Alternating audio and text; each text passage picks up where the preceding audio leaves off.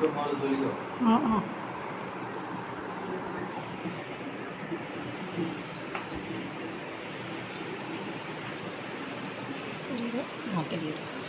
Friends, இன்றைக்கி நம்ம வாழைப்பூ கட்லெட் பார்க்க போகிறோம். அதுக்கு என்னென்ன தேவையானதை இப்போ நம்ம பார்க்கலாம். வேக வச்சு உருளைக்கிழங்கு மசிச்சு வச்சுருக்கேன்.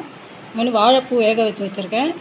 பொடியாக நறுக்கின வெங்காயம், பச்சை மிளகா, கருவேப்பிலை, கொத்தமல்லி, அப்புறம் கரம் மசாலா தூள், தனி மிளகாத்தூள் கொஞ்சம், அப்புறம் தேவையான சால்ட்டு.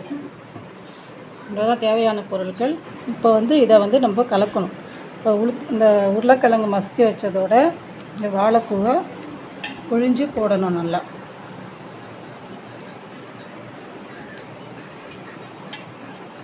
தண்ணி இருக்கக்கூடாது. தண்ணி இருந்துச்சுன்னா ரொம்ப தண்ணி ஆகிடும்.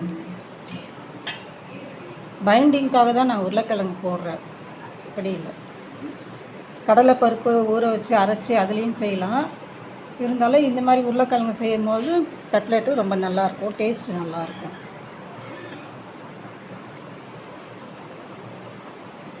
நல்லா புளிஞ்சு இதை போட்டாச்சு. இப்போ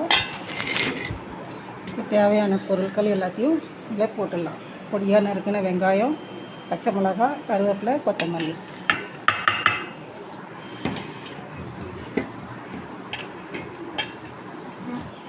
எல்லாத்தையும் இதில் போட்டுட்டு இப்போது கரம் மசாலா கொஞ்சமாக போட்டால் போகிறோம். கரம் மசாலா இன்னும் ரொம்ப இதுவாகிடும், ரொம்ப ஸ்ட்ராங்காக அந்த ஸ்மெல்லு வரக்கூடாது. அப்புறம் அதுதான் டாமினேட் பண்ணோம்.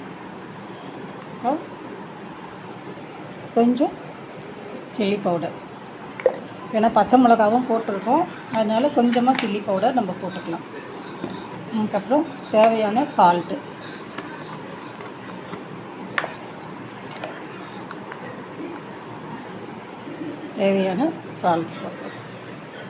சால்ட்டை பார்த்து போட்டுக்கோங்க. உப்பு ஜாஸ்தி ஆகிடுச்சுன்னா கஷ்டம். இப்போ நம்ம இதை பிசைஞ்சு பார்க்கலாம். கொஞ்சம் கலராக இருக்கிற மாதிரி இருந்துச்சுன்னா பைண்டிங்க்கு இன்னும் கொஞ்சம் கார்ன்ஃப்ளவர் ஏதாச்சும் சேர்த்துக்கலாம். இப்போ இதை எல்லாத்தையும் ஒன்றா சேர்த்து நல்லா பிசையணும்.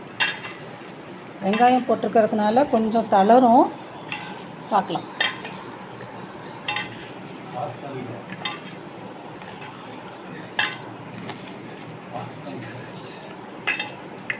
இப்போ பார்த்தீங்கன்னா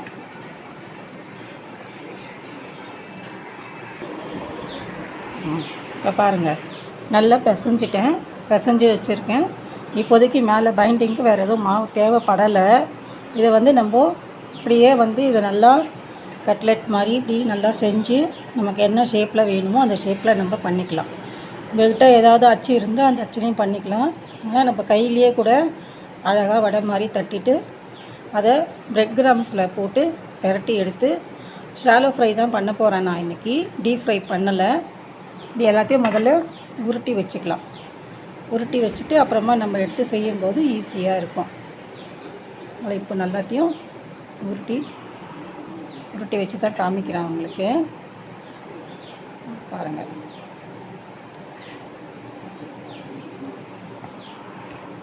எல்லாத்தையும் இந்த மாதிரி நம்ம உருட்டி வச்சுக்கலாம்.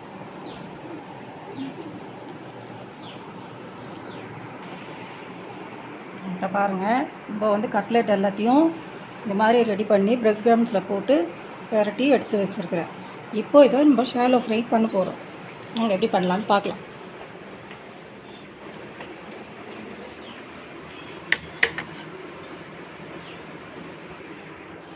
ஷாலோ ஃப்ரை பண்ணுறதுக்கு பேன் வச்சாச்சு அடுப்பில்.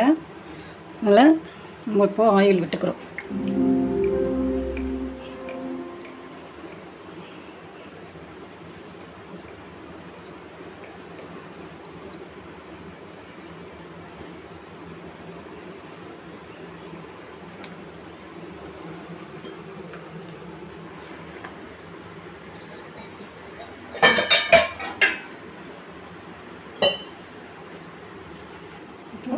ஆயில் விட்டாச்சு.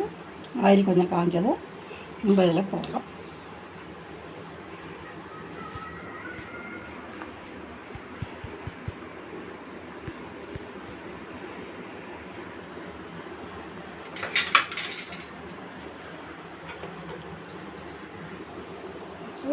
ஆயில் கொஞ்சம் காஞ்சிருச்சு, நம்ம போடலாமா?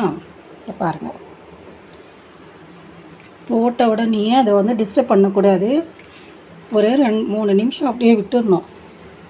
அப்படியே அடிப்பக்கம் நல்லா செவக்கணும். அதுக்கப்புறமா தான் அதை திருப்பணும்.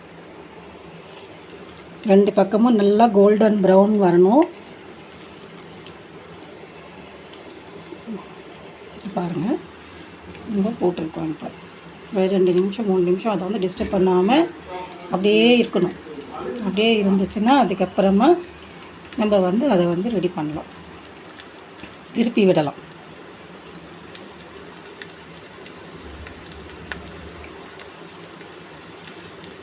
பார்த்து பொறுமையாக திருப்பணும். திருப்பும்போது திருப்பலாம். ஃப்ரெண்ட்ஸ், இப்போ பாருங்கள், நம்ம அந்த கட்லெட் பண்ணோம். பாருங்கள், கட்லெட் நல்லா சூப்பராக ரெடி ஆகிடுச்சு. இப்போ உங்களுக்கு டிஸ்பிளேயில் காமிச்சிட்டேன். ஓகேங்களா? இதே மாதிரி நீங்களும் செஞ்சு பாருங்கள். செஞ்சு பார்த்துட்டு சொல்லுங்கள். Okay, thank you.